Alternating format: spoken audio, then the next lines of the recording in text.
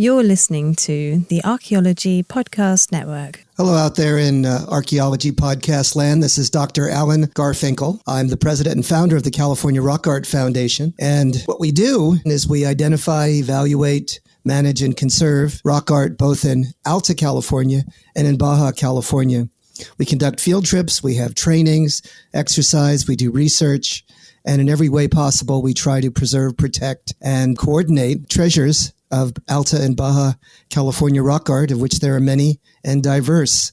We also work closely with Native Americans and partner with them to recognize and protect sacred sites. So for more info about the fabulous California Rock Art Foundation, you can go to carockart.org. Also, I'm open to give me a call, 805-312-2261. We would welcome sponsorship or underwriting, helping us to defray the costs of our podcasts, and also membership in California Rock Art Foundation. And of course, donations, since we are a 501c3 nonprofit scientific and educational corporation. God bless everyone out there in podcast land.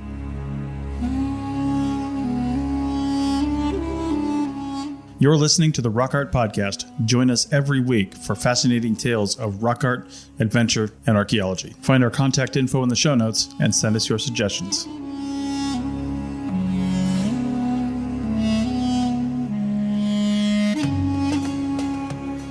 Hello out there in Archaeology Podcast land. This is your host, Dr. Alan Garfinkel, ready for episode 100. It's the centennial. Woo! We're going to hear from Tirtha Mukhopadhyay, one of our most popular guest scholars, and we'll be talking about the archaeology of emotions and how that relates back to the imagery within rock art. Fabulous program.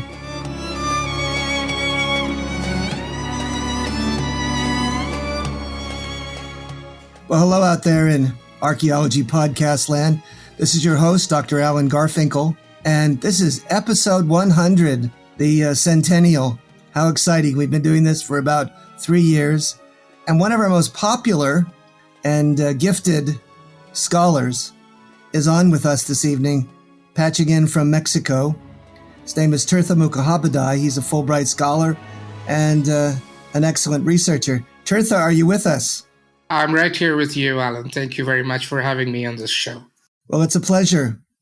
So give us a soundbite as to what the focus of our effort's going to be today. Well, I'd like to talk more theoretically today and explore some of the cognitive perspectives regarding the structure and appearance of rock art. And I would like to call this session The Archaeology of Emotion. And I think this is something that's rather distinctive in terms of our efforts together. I did not realize before we spent considerable time together to write our book and do our articles that the images on stone are evocative. They have an agency or a sense of an emotional intensity, do they not? Yes, that was precisely the foundation for the series of articles that we developed on rock art, and especially of the rock art in this region, in this part of the world, as elsewhere. And I have been studying rock art elsewhere as well. And the most important aspect of rock art research seemed to me to lie in this phenomenon of rock art, the rock art figures, the configurations, the geometrical representationals, as they are called in the literature, that they all have emotional impact on the viewer. And the most interesting conclusion that we could already draw, or rather the inference that we could draw from this kind of methodological, epistemological posturing about the rock art figures, is that the rock arts are somehow indicative of the human ability to depict emotional figures or emotional objects, and that this would stand contrary to the received theoretical opinions regarding rock art images in the traditional academic, cultural, anthropological milieus and scholarship. Sure. So I think what you're talking about is sometimes traditionally, when archaeologists and even rock art scholars are looking at the imagery that exists within rock art.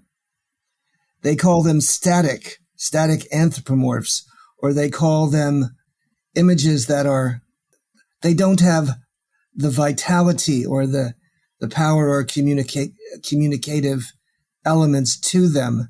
But I think they're somehow missing the content. Are they? Yes, some scholars have called them the invisible elements of rock art. Okay. And the archaeologists and even anthropologists and those studying visual culture, for example, have not gone as far as to suggest that these images, or even if we consider the history of sculptures and those Gravitian upper Paleolithic sculptural figures, Mm-hmm. that these representations do not have any intrinsic communicative or semantic or value.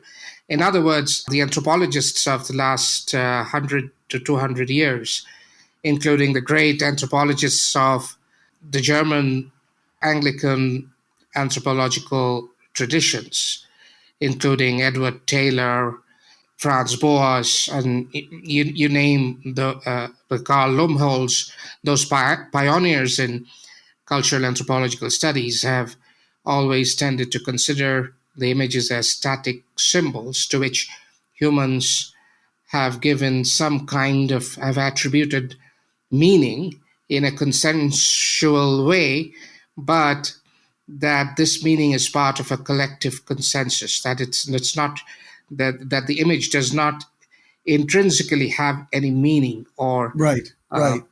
And so what the revolution is, or what the novel discovery is their intrinsic power, communicative ability, and emotions, agency in some way or other almost, that comes from the images. Am I correct? Absolutely. I mean, we are trying to restore some subjective value, some subjective validity to the creativity of the ancient shamans, the ritual artists. Give us some examples of exactly what you're talking about, so that we can sort of have a three-dimensional understanding of this type of communication. That's the way to move forward, really. And I would like to set up a kind of chronological map of the early prehistoric depictive traditions. And we could, well, begin with the early Holocene rock art and gradually try and consider the meanings inherent in some of the rock arts of the more later epochs in history. Sure. For example, some of the most elemental images that we discern on the surfaces of rocks, for example, in the great rock art traditions of the American Southwest and California, for example, or the rock art traditions of Central India, or the rock art traditions of the Central Asia, the Great Central Asia. Yeah, and the Great Basin, of course. Yes, the Great Basin in North America, of course, and everywhere. The most elemental signs are geometrical. They have geometrical orientations. They are either squares, quadrants, and with crisscross, rickrack patterns, zigzagging patterns, and some kind of ritual patterns. And we do not know the meaning of these rock arts. The people who made them are no longer there to communicate that meaning to us, to pass on that. But they did pass on that meaning to us, and that meaning is it's not a meaning which we could perhaps represent verbally, but it's a meaning that we start to feel at the rock art. Recently, I'm beginning to understand, even to feel, that there is a gap, a hiatus between the emotive power of those representational geometrical shapes and the visible shape itself. In other words, that there is an aura of psychological meaning to those to those geometrical shapes in rock art. But to return to that earlier point, that chronological evolution of rock art figures and rock art images. So what we see is that when we look intently at a representation, we begin to see that this image it's a very different kind of pattern. And some of the effects, how does the rock art maker, the hypothetical rock art maker, the shaman or the priest, or however we might call this person, this man or woman who depicted that pattern on the surface of the rock, what was he or she thinking at that point of time? And how was he or she trying to secure those emotional effects? Empirically, there is a set of indicators for these emotions. And this is where we could try to understand scientifically how the emotional effects are really secured in the more elemental geometrical patterns. And maybe in these representationals, there are, for example, glow effects. Glow effects are secured with outward shooting lines from a certain central figure or a central configuration.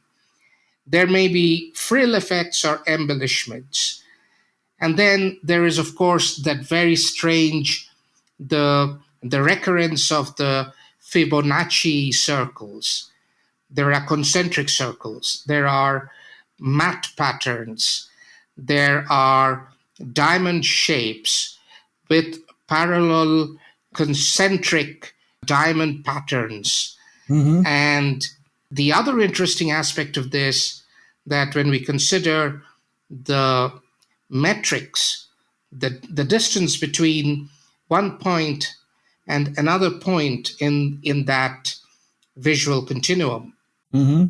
we begin to identify perhaps a kind of a prescience, a preemptive understanding of how the proportions, the ratios would impact the viewer. And the prehistoric shaman already had an immersive understanding of the way in which these emotions could be evoked through a very conscientious and very informed knowledge of geometrical ratios.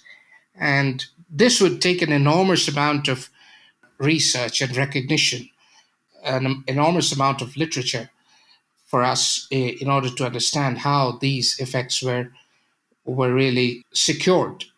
But there is no doubt that the geometrical patterns that we see on the surface of rocks in the rock arts, for example, in the patterned torsos of those anthropomorphs, those spirit entities, or whatever, those human shapes, those humanoid expressions, they seem not just to be an accident.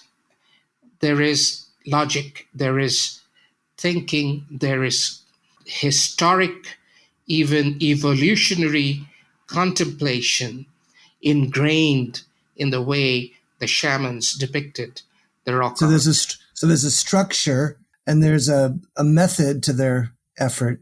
Yes. And what are they trying to communicate, or what is the emotion that the perceiver, the people that view these images, are intended to process? This is an interesting question. And to understand this, we have to, again, depend on our ability to respond to emotional or emotive signals.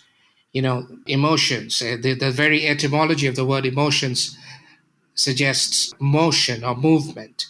And even in various other Indo-European languages, for example, emotions are always associated with a sense of movement or a sense of, could we call it shock effects, which would impact physically and corporeally, as much as internally, our states of feelings, that is. So they move us. So if we fall back on this very traditional idea of what the emotions are, even as we try to wade through the theoretical ideas of the theoretical definitions in the cognitive science of emotions, if we look at the definitions of emotions, we would see that everywhere from some of these great scientific research on the emotions shows us that the emotions are somehow connected, that they are reflexes, that they express themselves in and through our body, that the emotions are visible on the face, for example, that there are certain basic emotions, but the basic emotions are connected to basic behavioral reflexes. Well, let's stop it there, and we'll pick it up on the next segment, and we'll delve a little bit further into the archaeology of emotions. See you in the flip-flop, gang. Welcome back, all you folks out there in Archaeology Podcast Land. This is Dr. Alan Garfinkel with segment 2 for your Rock Art Podcast. Tirtha, we were just discussing the emotions, the archaeology of emotions, and how that may relate to the theme of and the substance of the particular elements of the religious and cosmological elements of an indigenous culture. How would that work? Absolutely. That's where our discussions would lead us towards. The emotions are of essence, because in archaeology, neither in archaeology nor in anthropology, has the emotions been considered to be an important tool for the understanding of these rock art patterns. In fact, archaeologists, as we just said, have not ventured out to explain what these figures mean. But yes, the emotions, the basic point here is that the rock art geometrical representationals, and then as we would be inclined to follow this argument and apply it to the anthropomorphic figures, that the rock art always essentially, indispensably has emotive impact on the viewer. What this means is that, and then the question that follows is, what kind of emotional impact? The emotional impact is that of essentially one associated with wonder. It's awe-inspiring when you look at those images. It's a sublime feeling. Yes, it's mysterious. It also has a transcendental element to it, as you and I have said in the past. Yes, you get this tether between the terrestrial and the celestial. Absolutely, the cosmology, the largeness, you are connected to the entire universe, to the stars. It creates an integral or integrated aesthetic sensory experience. That the landscape and the rocks and the images, they grow in together. But I would suggest, and I humbly suggest here, that in every experience of rock art figures, there is somehow, even if it is unrecognized, a feeling, a grain of fear, a grain of a primal fear experience, what cognitive science now calls the flight or fight response. Yeah, the fight and flight. So yes, I think what you're saying, and I do understand, I think appreciate this. As we view these figures, there's a suddenness, a surprise, a sort of guttural feeling of sort of revelation or trying to understand and somehow conceptualize what we're seeing. And sometimes it's monstrous and mysterious. Sometimes it's just overwhelming. Am I at all correct? These are absolutely the terms that have been used in the psychology of aesthetics and emotions and Okay. artistic emotions. Psychology is still trying to grope with this question of ritual or artistic or religious emotions. There is no clear-cut definition. But all these emotions that you just mentioned are associated with that state of responses, those states of responses, that set of responses, like awe and fear and mystery and wonder. Now, if we jump on to analyze the anthropomorphs, the human stick figures on rock art surfaces, Mm-hmm. there's a sense of immediacy.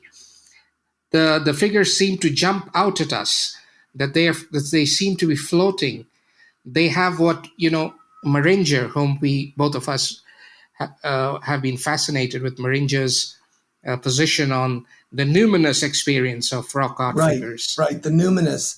They Yes, have a floating experience. It seems as though they are embellished upon the rocks almost as an envelope or a curtain or a particular, how would you put this? Some sort of a ethereal envelope appearing. in which they It's have revealing, been. and then yes, that is the numinous figures, the numen. Yes. It's like most of the rock art human figures, they don't stand on their feet as such. I mean, visibly, No. they seem to have avian feet. The example of avian feet, the count of avian feet features bird-like feet, features in the Kosa rock art, in They're the rock floating. art of the They're not Southwest. stable. They're in some sort of a. No, They're smack dab looking at you, almost peering right. face forward, and almost causing you to be riveted and directing your attention at them. Yes, absolutely true. That's the way they behave, And and this is that's very the common. I mean, I've seen it in the great mural rock art of Baja. I've seen it in Koso, and we of course see this throughout the world, don't we? we see this throughout the world. We see a whole layer of Fibonacci circles and concentric circles all across the continents and the prehistory of migrations. And another very far-fetched theory of mine, which it's really like a baby theory for me, but I believe that the notion of the numinous anthropomorph, which is fundamental to the birth of religions, to the understanding of how religions evolved in human culture. The sense of death, fear, mystery, a spiritual revelation associated with these images, the human stick figures. This somehow explains how human cultures have developed such complex narratives of religions in the more written, literate phases of the cultural evolution. But speaking of these numinous figures, these figures with raised arms jumping at us or even blessing, these figures do not evoke sexual emotions. No, they don't. Hardly. I mean, there are references to copulation, to Sure. birthing, but somehow these anthropomorphs appear to us to be childlike characters, and I think the Fibonacci.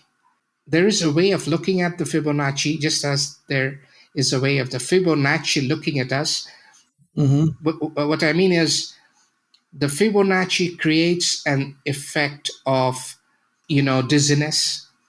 It creates an effect of trance, if you would call it, a very mild and embedded response, trance response. But the Fibonacci is a forerunner of the numinous anthropomorph, because the Fibonacci, if you look at the Fibonacci as a circular image which stems or comes out of the center towards like a cone. If you consider it as a moving cone from a center outwards, expanding and extending outwards in a spiral way, it evokes motion, emotive responses or reflexes, and it's just as if it drops down towards us. I think back to that image that we have in our book that I've used often in a number of my publications, and it has, I think, what you're talking about, a Fibonacci spiral, and it depicts the post-mortem animal ceremony where they're revering the skull of the animal, and it shows how the spirit, I believe the spirit of the animal, would go down to the underworld and then in turn return to the hunter and be transmogrified. That's how I've always seen it. I don't know if that's how you see that image or not, but of course, that's how we have seen it. Yeah. And isn't that how we have discussed not the Fibonacci per se, but right. The anthropomorph generally. Now there's a sort of a traditional way they're showing the anthropomorphs, and yet the animals are shown differently. Instead of a face-forward, full frontal, static, numinous figure, often they're shown in a side view and sometimes with great emotion and vitality and movement. Am I correct? I agree with you on that. And animals would comprise the other great chapter of the archaeology of emotions. How do these animals, different animals, from deer to sheep to bigger game animals, or smaller game animals, and all sorts of animals which were hunted, animals of sustenance, human sustenance. These animals they always seem to be under a kind of power, an external, extramural terror or power, and that these animals are dying, they're giving up, that they are victims. I wouldn't call them victims, but that they are objects of sacrifice. Yes. And the power that belongs really to the hunter, which is the power of death. This feeling of death, again, the feeling of that primal fear, that feeling of being or standing on a frontier of life and non-existence or death or whatever. That fear, that power is transmitted to the posture of the animal in a way which to me is unbelievable. I mean, the simplicity and the raw power with which such depictions appear in the oldest strata of human art. This is unbelievable. And even those great horses, those great traditions of painting in the Western tradition, or in the animals in other cultural expressions. I mean, they tend to lack that unmediated simplicity of the rock art shamans, and the manner in which they created the effects of the animal as being an object of sacrifice and nourishment and vitality and abundance. Yes, and I think we're on to something very central, because you're talking about the cosmology, the religious metaphor, the heart and soul of what the native peoples believe. And if you look closely at rock art again and again, and you did hit the nail on the head, the nexus of death and life is portrayed in a transparent, authentic way that you see before your very eyes. How's that? This is the most riveting, the gaze which has endowed rock art, and we will continue to be fascinated by its power. throughout the ages. And another, a very, very briefly, I would just like to mention here that what makes me wonder is that there are not much evidences of practice, of rock art practice. I mean, could you eliminate me on that front, Alan? We see examples of rock art. We are fascinated by rock art. But where did these shamans practice their art? Did they just make these images out of no prior training, artistic training? There's I know of nothing that I've read in my 50 years of study that mentions anything about how these shamans or ritual adepts learned to do their rock art. I have nothing. Not a word have I heard of any sort of practice or Yes. training or anything along those lines, which is interesting, actually. Let's call it a break here and catch on the flip-flop, gang, and we'll wind it up for segment 3. Welcome back, gang. This is Dr. Alan Garfinkel with your Rock Art Podcast.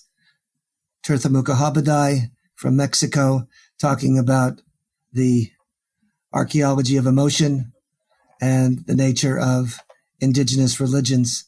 So, Tirtha, how does this translate into the religious canopy? How do we deconstruct or get something regarding the cosmology and the structure of the religious metaphors from our rock art? Yes, the question that we just raised in our discussions on the archaeology of emotions, and I do not think really that other scholars have dealt exclusively with the theme of archaeology of emotions in the way we have done in our book on the Uto-Aztecan religions, the iconicity of emotions, the iconicity of the religions of the Uto-Aztecan peoples of the entire Great Basin and the greatest American Southwest and Mesoamerica, and the great religions which evolved over time, the religion of the snake, as we have called it in the book. And I think there are more unanswered questions here, rather than questions to which we have definitive answers. I think one of the themes, an overarching theme, and something that's critically important, I think, is the nature of an indexical animal and the animal that communicates emotions. Yes. I mean, if you're the looking animal at master narrative that you have, yes, you have been writing about the animal master theme for a long time, Alan. Well, how do you explain the narrative? I mean, how do you think is a narrative being constructed out there? So this animal master narrative is something that's Yes. available and characteristic of cultures throughout the world. And there's something within the cognitive software of the human mind that appears to consistently identify a supramundane being that is going to be responsible for the transmogrification of animals. There is some sort of an emotional tether for killing beasts and some need to allay invent. or somehow sympathize or deal with the emotional turmoil one is under when one is killing animals. That is absolutely necessary to survive. And this may have been a seed for some of this cosmological nexus. Am I at all correct? This is precisely what the religions are dealing with. A provider, A spiritual provider. Yes, and it's an intuition of someone of a provider who transcends human abilities, supernatural. The notion of a supernatural provider, the notion of an omnipotent God, a provider God, a sustainer, a giver, the confidence that the presence of such a provider entity evokes in the participant, in the member of that collective, the faith that it generates, and a state of feelings or emotions which are conducive to better performance, To mental health, mental. to try to deal with the Yes, peculiarities of life, yes, the uncertainties and the tremendous challenges that one faces just to conduct their affairs to this day and in the past. There's a tremendous connection, I think, between looking at those visual prayers emblazoned on the rocks and thinking about the same issues that we face today. Just has to do with longevity, sustainability, life, death. They're all there, aren't they? yes. This is a religion.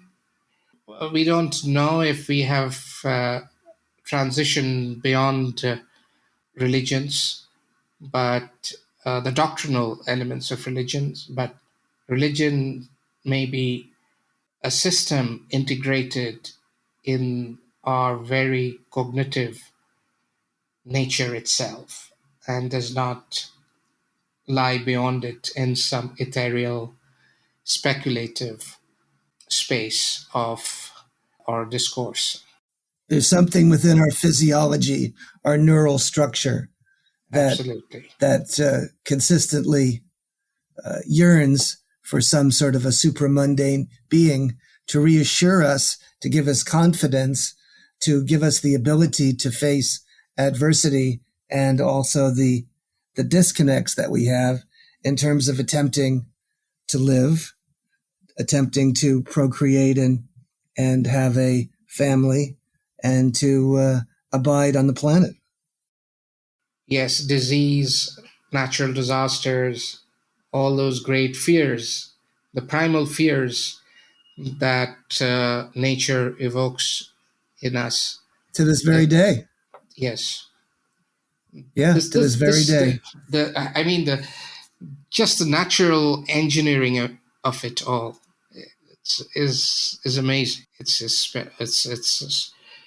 just overwhelmed. Yeah.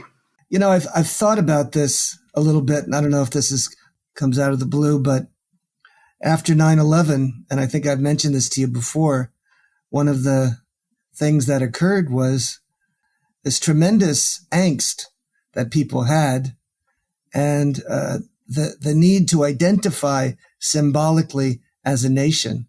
And so they ran out of flags, and flags were one means of symbolically identifying a signature or hallmark of the unity and identity of the United States.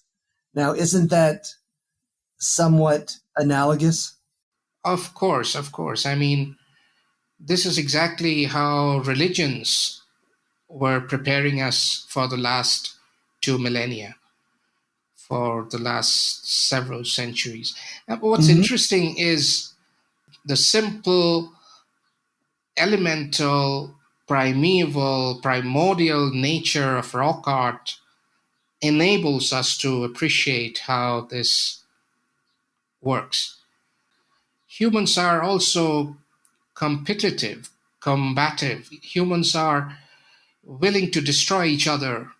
And how can we sustain ourselves in a nature which is so unforgiving? Right, right. And what An are the unforgiving resources? environment. Yes. Absolutely. And this is not just interspecies, No. but this is intraspecies. And when we look at the more detailed history of the classic Aztecs, for example, Mm-hmm. if we take it as a case study, we could take any period of history from any region of the world, for that matter. But in the Aztecs, in the Aztec belief of the supernatural, their preparations for war, their this vision that death and life are intertwined in a continuum, and that these Right. deities are somehow enabling us, empowering us to contemplate on this paradox. And the natural emotional propensity or tendency has to be acknowledged at the root of any kind of theorizing about human societies and beliefs, I guess. Don't you think, Ellen? And it looks like, in some ways, this particular perspective has not been really emphasized, or it has not been part and parcel of our discussion of rock art, has it? No, Not really. not really. There is still so much to explore in the rock arts. Rock art has to be studied in an interdisciplinary way. It's not just a field for archaeologists No. who are refining on the physical existence of rock art clusters and exploring the relations of rock art to time layers, but also the very narratives of rock art, like the animal master narrative, for example. Mm-hmm. How far can we probe into the possibility of disengaging and looking at narratives from the visual clues in rock art? How does that translate into the images? How do we read the images? How do we Right. interpret those images? Right. The animals, the availability of horses in America, Mm-hmm. the dates of the extinction of artiodactyls, the availability of sheep, the scarcity, transitions in climate changes, and the changes in the biome. You know, it's interesting, Tirtha, that I thought of because we're talking about emotions and rock art. When I've looked at the very robust record of the Yahuara figure for the Kawayasu, Southern Paiutes, it's always about someone, a native person, troubled emotionally, who somehow searches out the animal master and visits that animal master and comes away with a song or some sort of a medicine that transforms their life and allows them to continue in the face of adversity. Isn't that interesting? That is how humans have lived for hundreds and thousands, millions of years. Yeah. Well, we cannot even scratch the surface of that. So we're creatures of the sacred narrative, the oral tradition. Yes. We're creatures also who want to perceive and see and taste and feel the supramundane, the supernatural, the transcendence and connection to a higher power. And this is how it's been done. Even Yes. though we can compare the contemporary way we do this compared to hundreds and thousands of years ago, there are similarities in that particular vein, are there not? These similarities, Alan, as you mentioned them, and this would be a nice way of looking at the continuity, especially from a visual perspective. The rock arts have taught us to appreciate, or rather, it has unknowingly perhaps inspired humans to create the great arts of the Byzantine churches, Yes. those compelling eyes Mm-hmm. of the Virgin Mother, Yes. the same naturalistic technique, this primordial technique of negotiating with death and a sustainer, a possible hypothetical sustainer, is evident in the fear on the eyes of the masks of all the great traditions, cultural Yes. traditions. And I think if we try to draw a line linking these discretely available expressions on the human timeline, the Quetzal mask the great power of those animal human masks, those eyes of the quackuttle, the fisherman masks, the bird eye. Yes. Yeah. It has an Everything. emotional tenor. It's something that takes us through fear, through connection, through transformation, through the ethereal plane. And I think with that, we'll close, and perhaps we'll connect again in a couple of weeks, Tirtha, and continue this discussion. Thank you, all you listeners out there in Archaeology Podcast Land. See you soon. See you in the flip-flop. Thank you, Alan.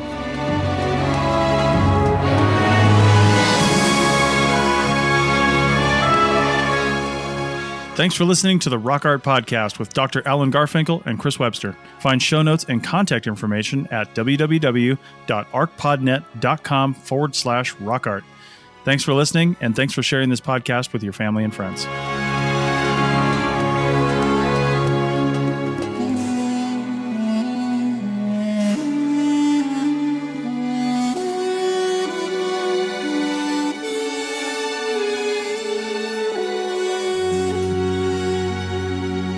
This episode was produced by Chris Webster from his RV traveling the United States, Tristan Boyle in Scotland, DigTech LLC, Culturo Media, and the Archaeology Podcast Network, and was edited by Chris Webster. This has been a presentation of the Archaeology Podcast Network. Visit us on the web for show notes and other podcasts at www.archpodnet.com. Contact us at chris@archaeologypodcastnetwork.com.